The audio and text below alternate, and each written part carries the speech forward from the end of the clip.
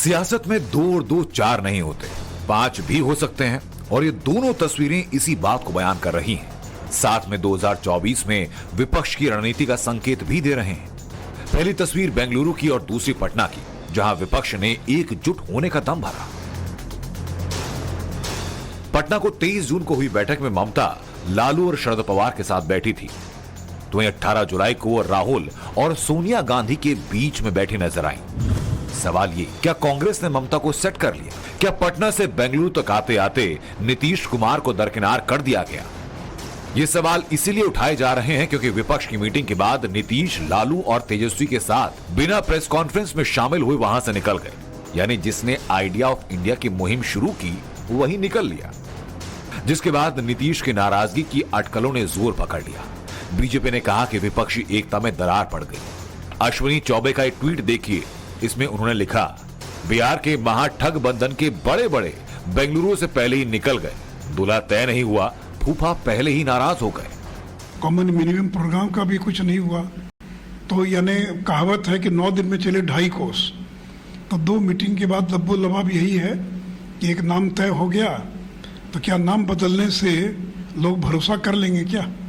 अगर नकली माल जिस दुकान में बिक रहा है वो बोर्ड अगर उतार कर दूसरा बोर्ड लगा दे तो लोग क्या वहाँ जाना शुरू कर देंगे क्या? और उस बोर्ड के पीछे तो वही लोग हैं ना, वो केजरीवाल हों, लालू यादव हों, अखिलेश यादव, वही लोग तो हैं।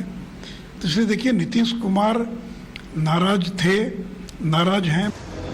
नीतीश की नाराजगी की अटकलों को तब और मजबूती मिली जब नीतीश मंगलवार शाम 7 बजे पटना तो पहुंचे, लेकिन उन्होंने किसी भी बात का जवाब नहीं दिया। बात बढ़ी तो जेडीयू अध्यक्ष ललन सिंह सामने आए और कहा कि सूत्रधार नाराज नहीं होता। नीतीश भी पूरे 16 घंटे बाद सामने आए और विपक्षी एकता की दरार पर पैच लगाने की कोशिश की। बीजेपी के लोग कह रहे हैं आप नाराज हो लीजिए, यही सब बात है, फालतू चीजें बोला।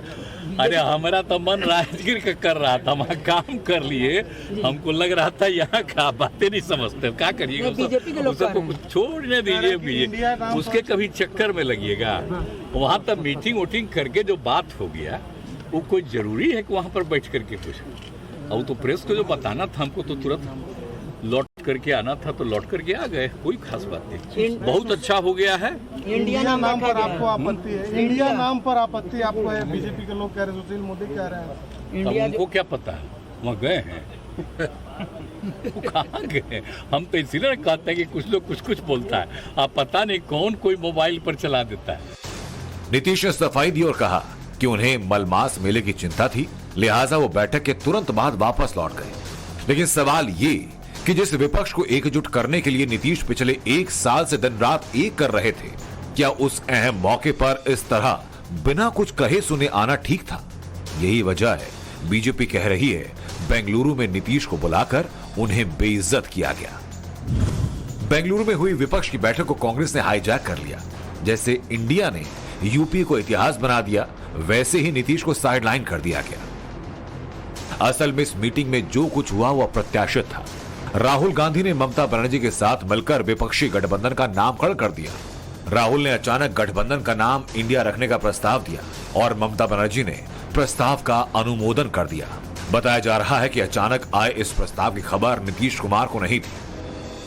नीतीश कुमार ने खुले तौर पर अंग्रेजी नाम पर आपत्ति जाहिर की, जिसे कांग्रेस ने अन्य सहयोगियों के साथ मिलकर अनसुना कर दिया। इस बैठक में ममता और कांग्रेस के बीच की दूरियां मिटती दिखी। ममता ने राहुल को पहली बार सबका फेवरेट बताया। अरविंद जी, सीताराम जी, राजा, हेमंत, मान, सीतारामैया जी, रमेश जी, डीके और फेवरेट राहुल गांधी। ममता के इस फेवरेट वाले बयान के मायने काफी अहम, क्योंकि वही ममता हैं जो अक्सर राहुल पर निशाना साधती रही हैं। अभी 4 महीने पहले ममता ने राहुल को मोदी की सबसे बड़ी टीआरपी बताया। पार्लियामेंट बीजेपी को जो दिखे ना, क्या ना तो राहुल गांधी के नेता का जन ये नेता ना तो राहुल गांधी मुक्त पार्टी मोदी जी के फोटो पर और वो राहुल गांधी मोदी सबसे बड़ो पार्टी से बोलना ना पूछे सबसे बड़ा टीआरपी सबसे बड़ी हमें को बोल दीजिए যেন বাইরে থেকে কি করেছে। इसके अलावा भी ममता राहुल पर जब मौका मिला तब निशाना साधती रही, मगर अब राहुल पर ममता के बदलते सुर बदलती हुई सियासत की तरफ इशारा कर रहे हैं। जहां तक सवाल नीतीश कुमार का है तो आज विपक्ष अपने मतभेदों को बुलाकर एक मंच पर आया, उसका पूरा श्रेय नीतीश कुमार को जाता है। लेकिन बेंगलुरु में जो मीटिंग हुई उसमें सोनिया गांधी और खड़गे सब कुछ कंट्रोल करते नजर आए। पटना से लेकर बेंगलुरु तक नीतीश के लिए क्या कुछ बदला, अब जरा इन दो तस्वीरों से समझिए। पटना में नीतीश मुख्य भूमिका में थे, सीटिंग अरेंजमेंट उसी हिसाब से था, लेकिन बेंगलुरु में सोनिया और खड़गे लीड रोल में नजर आए और नीतीश किनारे।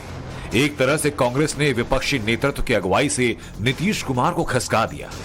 अब मुंबई में होने वाली विपक्षी अगली बैठक में नीतीश कुमार की मुहिम और उनके राजनीतिक कद का लिटमस टेस्ट होगा, क्योंकि अगली बैठक में विपक्षी गठबंधन के संयोजक का नाम तय होगा।